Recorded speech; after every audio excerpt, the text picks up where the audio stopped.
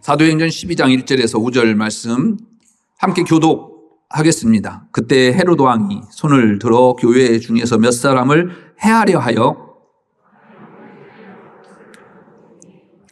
유대인들이 이 일을 기뻐하는 것을 보고 베드로도 잡으려 할세. 때는 무교절 기간이라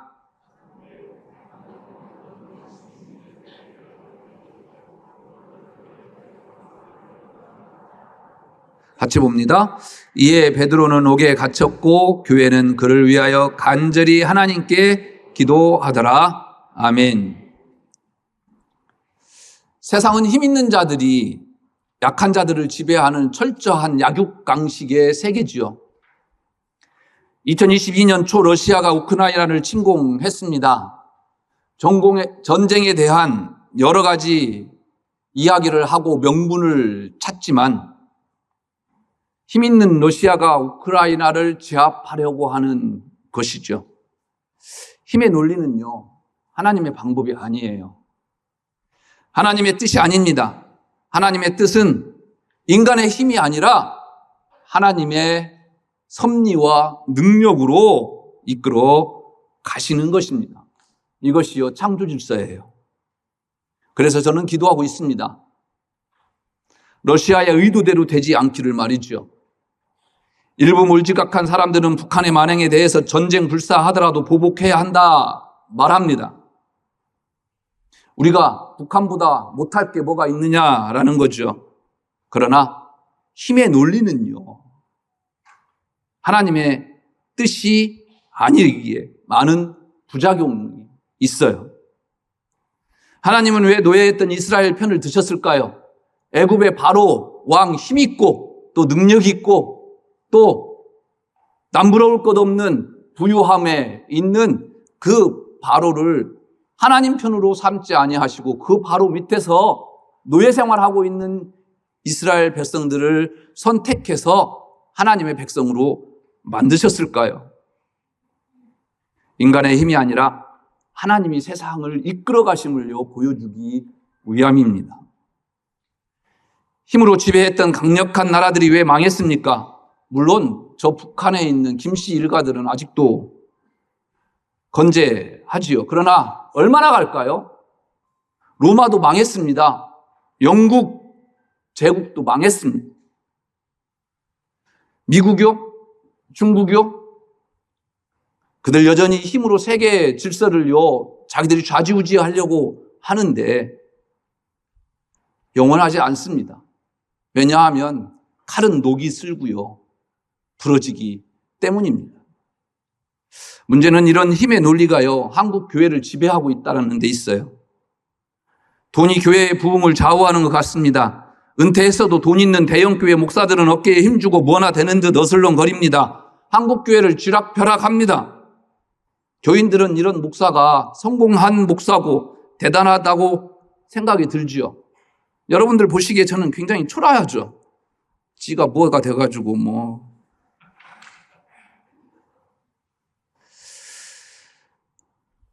세상은 이럴 수도 있을 거죠. 그런데 교회잖아요. 하나님의 교회가 힘의 논리가 지배되어서는 안 되지요. 이런 말 하는 저를 못 가진 자의 코스프레라 해도 괜찮습니다. 너는 그거밖에 안 되잖아 해도 괜찮습니다. 저는 하나님의 능력을 믿기 때문에 그렇습니다. 교회는 세상처럼 칼의 힘으로 물질의 힘으로 세워져서는 곤란합니다. 오히려 교회는 칼의 힘으로 하는 세상과 대척점에 서 있어야 맞죠. 호사다마 좋은 일에는 흔히 방해되는 일이 많다. 복에는 화가 뒤따른다. 전화위복의 반대말이죠. 오늘 살펴볼 초대교회가 그렇습니다. 스데반의 순교로 각지에 흩어진 기독교 유대인들은 그곳에서 복음을 전파하죠. 그렇게 초대교회들이 많이 세워졌습니다. 대표적인 교회가 지난주에 살펴봤던 안디옥 교회입니다. 안디옥 교회가 성장하자 예루살렘 교회는요, 목회자를 파송합니다. 바로 바나바지요. 바나바는 사울을 데려다가 함께 목회합니다. 합니다. 교회가 많은 부흥을 이루었습니다. 최초로 그리스도인이라고 하는 말이요, 안디옥 교회에서 생겼어요. 예루살렘에 기근이 들자 구제헌금을 해서 예루살렘 교회를 도울 정도의 교회가 되었습니다. 이 헌금을 가지고 바나바와 바울이 예루살렘 교회에 갑니다. 얼마나 은혜롭습니까? 지난주 사도행전의 모습이었죠. 그런데요, 오늘 1절 말씀에 보면 그때, 바로 이때 교회는 큰 소용돌이 속에 빠져들게 됩니다. 예수님의 제자 야고보의 순교와 베드로가 투옥되었기 때문이죠. 오늘 본문에 나오는 헤롯의 본 이름은요, 헤롯 아그리파 1세예요.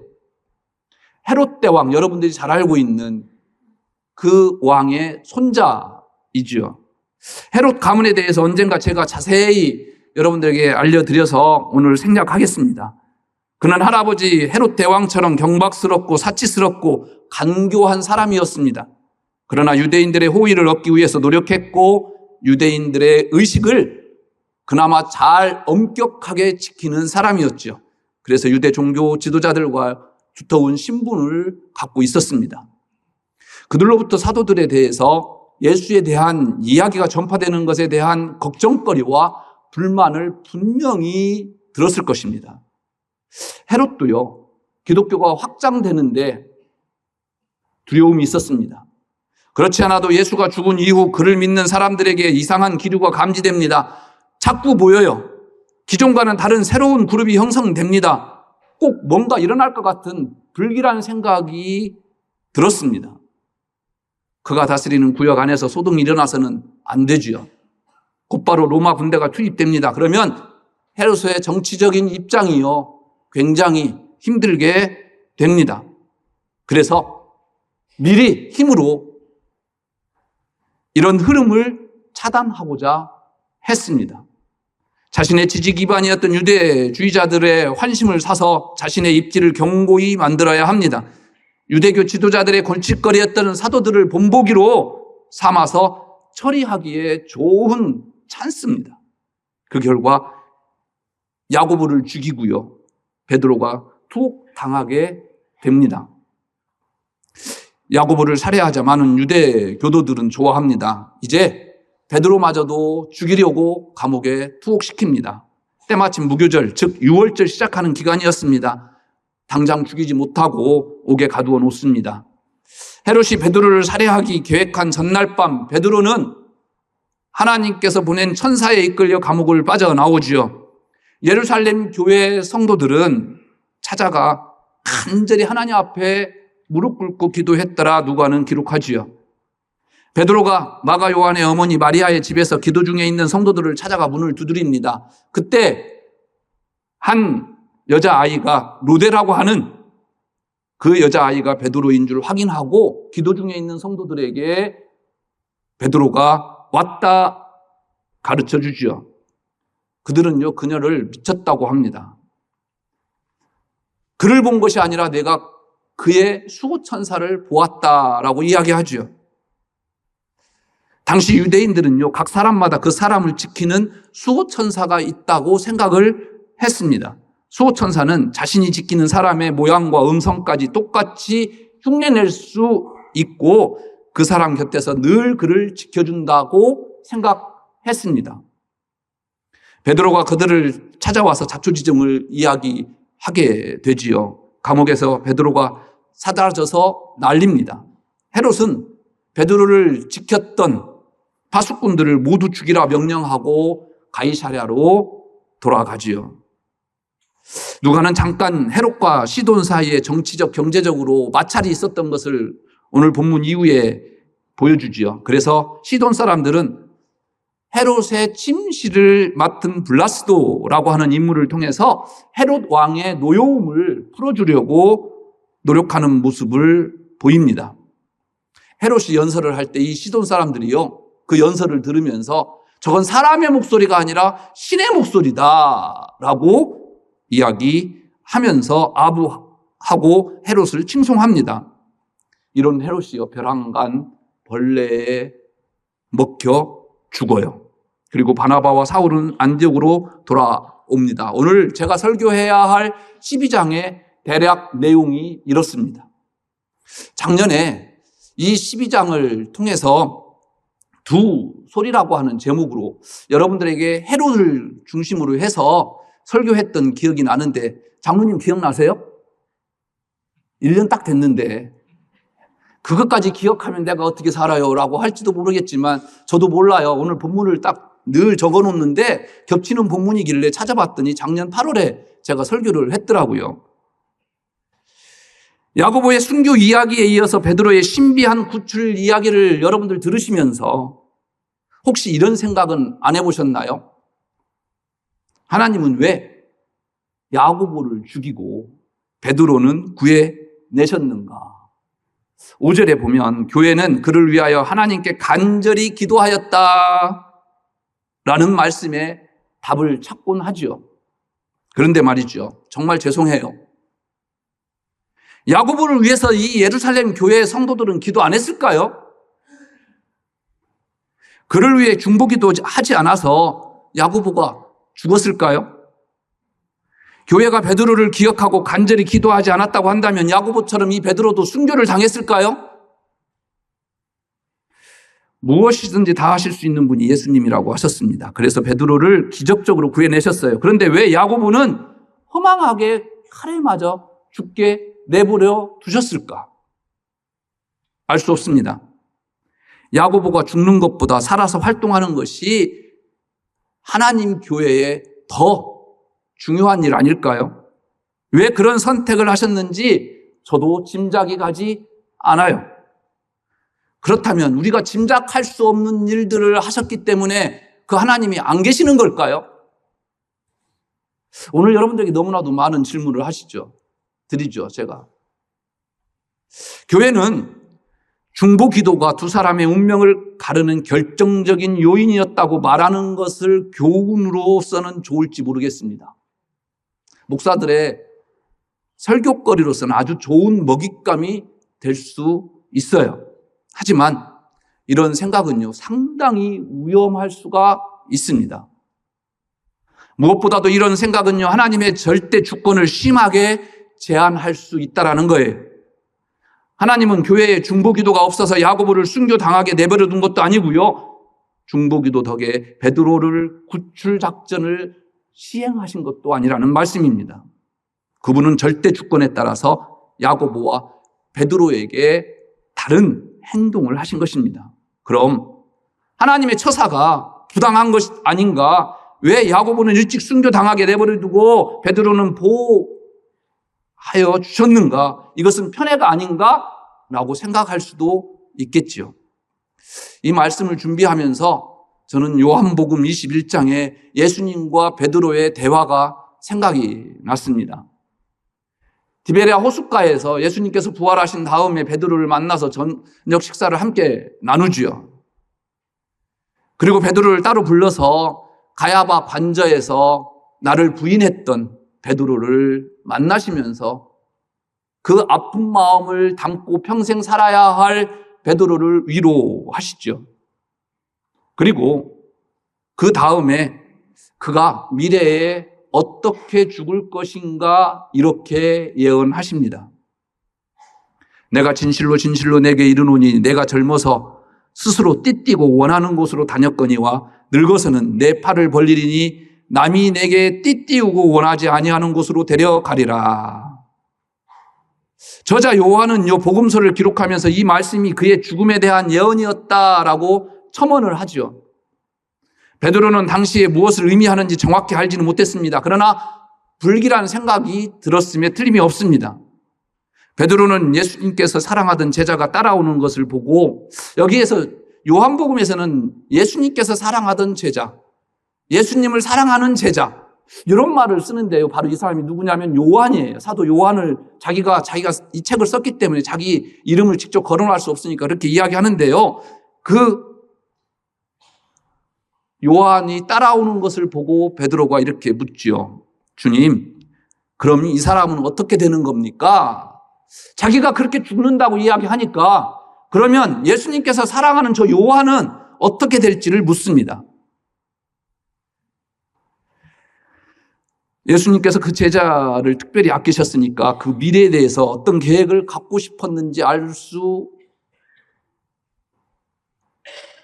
알고 싶었겠죠. 예수님께서는요, 그렇게 그에게 대답합니다. 내가 올 때까지 그가 살아있기를 내가 바란다고 한들 그것이 너와 무슨 상관이냐. 너는 나를 따라라. 무슨 말입니까? 하나님께서는 그분의 전권 아래에서 각자에게 가장 좋은 몫을 준비해 두셨으니까 다른 사람 몫과 내 몫을 비교하지 말라라는 거예요. 권사님, 제 인생이 좋아 보여요? 비교하지 마요. 저는 권사님 인생이 훨씬 더 부러워요. 저도 성가대에서 찬양 부르고 설교 준비 않고 그냥 설교 말씀 들었으면 좋겠어요. 왜 우리는 비교하며 살아가느냐라는 거예요. 여러분들의 몫은 하나님께서 주셨고요. 우리의 모든 몫은요, 하나님께서 분명히 각자 다르게 주셨다라는 거예요.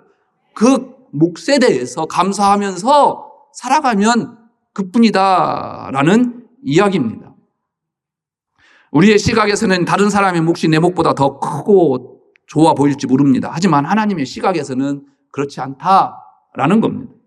그분은 그분의 섭리 안에서 각자에게 가장 좋은 몫을 주시고 각자 자기의 몫에 충실할 때 그것을 통해서 당신의 계획을 이루어 가신다라는 것입니다. 그렇다면 중보기도는 무슨 의미가 있겠는가? 묻고 싶은 사람이 있을 겁니다. 말씀 준비하면서요, 이런 답을 여러분들에게 드려도 될지 모르겠습니다. 기도는 하나님의 계획을 바꾸려는 게 아니라 하나님이 하시는 일에 참여하는 게 기도예요. 우리는요, 기도할 때 내 생각대로 하나님 이거 이루어 주십시오. 이렇게 해 주십시오. 하나님의 뜻은 이미 하나님께서 갖고 계셔요, 견고하게. 그런데 그 하나님의 마음을 바꾸려고 노력하는 기도는 하고 계시지 않습니까? 진정한 기도는요, 우리의 생각이 아닌 하나님의 뜻을 알게 해달라고 기도하면서 그 하나님의 뜻을 그대로 받아들이게 해달라고 하는 기도다라는 것입니다. 야고보가 위험에 처했을 때도 분명히 예루살렘 교인들은 기도했을 것입니다. 그 기도를 통해서 교회는 야고보의 고난에 동참한 거예요. 우리에게 주어진 몫을 감사히 받고 그 몫에 충실하게 살아가는 것, 오직 우리를 향한 하나님의 절대적인 사랑을 믿을 때 가능한 것이겠지요. 우리에게 주어진 몫이 어떤 것이든 그것은 하나님의 완전한 지식과 사랑 안에서 정해지고 주어진다라는 사실입니다. 이 믿음에 설 때 우리는 어떠한 처분이든지요, 감사하게 받아들일 수가 있는 거예요. 저는 많은 분들 임종 예배 드리고 기도해 드리죠. 제가 정말 아직도 생각하면 섬뜩한 그런 분이 계셔요. 정말 신실하셨죠. 교회 생활 잘 하셨습니다. 믿음이 정말 좋았어요. 임종 예배 드리러 갔어요. 의사가 얼마 안 남다고 해서 제가 기도했죠. 권사님, 하늘나라에서 만나자고요. 나도 조금 이따 갈게요. 그랬더니요, 제 기도하는 손을 확 내리치는 거예요. 그리고 권사님 저를 째려보는 거예요. 목사가 가라고 하면 잘 가요. 하나님의 말씀에 순종하면서요, 그것을요, 여기 안 갈 사람이 어디 있겠습니까? 그 눈초리가요, 지금도 제가 생각하면 선뜻해요. 기도라는 것은요, 어떠한 상황이라도요, 우리가 그대로 받아들이면서 하나님의 그 뜻에 순종하는 것이 아닐까요? 지지난주 피택 안수 집사님 가운데 한 분이요, 교통사고 당했어요. 자전거를 타고 내려오다가 비 보고 좌회전 하던 차에 치여서요, 그 다음부터 생각이 없어요. 광대뼈 다 나갔어요. 빨리 수술을 해야 되는데 뇌에 약간의 출혈이 또 생겼답니다. 그런데 병원 파업으로 수술할 의사가 없답니다. 참 기가 막힌 일이죠. 저는 그 소식을 듣고요, 도대체 이 나라의 대통령은 뭐 하는 거고 이 나라의 국회의원들은 뭐 하는지, 정치인들 여러분들 왜 세워놨어요? 도대체 지금 의료 분쟁이 몇 년째예요 지금. 그렇지 않아요? 자기들이 아프면요 다 주치의 있어요. 그래서 미국 가도 돼요. 비행기 타고 자기들은 돈 있으니까. 저는 돈 없어서 미국 가서 병원 갈 돈 없어요. 우리 서민들은 이렇게 그냥 죽어야 돼요. 그래서 병원에서 의사들이 그러더라는 거예요. 나 수술할 사람 없으면 어떻게 해야 되는데요? 그랬더니 그냥 그대로 있어야 된다는 거예요. 도대체 저와 여러분들은 이런 세상에서 살고 있다는 게 용납이 되세요? 그러던 중에 한 병원에서 연락이 와서요. 아무튼 수술을 받게 됐어요. 며칠 전에 제게 장문의 편지를 써서 보냈어요. 간략하게 말씀드리면 이런 내용이었어요. 이 모든 과정에서 하나님의 섭리와 감사를 깨닫게 되었다는 거예요. 그 결과가 좋든 어쨌든지 간에 저는 이 상황을 감사하게 받아들일 수 있는 믿음을 주셔서 너무 감사하다라는 거예요. 이 편지를 받고 얼마나 감사한지요. 역시 우리 꿈꾸는 교회 피택 안수 집사 자격 있습니다. 여러분들이 참 잘 뽑아놨어요. 그렇습니다. 믿음이란 어떤 상황 속에서요, 흔들리지 않고 하나님께서 하셨다 받아들이는 거예요. 우리는 보통 좋은 일이 생기면 하나님이 하셨다 말하지요. 죽을 병의 치료를 받고 회복되거나 기울어져 가던 사업이 번창하면 하나님께서 은총을 베푸셨다고 합니다. 좋은 일이 일어났을 때 하나님께 영광을 돌리고 감사하는 것, 믿는 우리에게는요, 당연한 일이고 또 칭찬받을 일이지요. 문제는 그 반대의 상황이 일어났을 때, 권사님, 그래도 감사할래요? 기뻐하실래요? 아, 하나님께서 나를 통해서 하시는 일이다 고백하시겠습니까? 대답 하나도 안 하잖아요.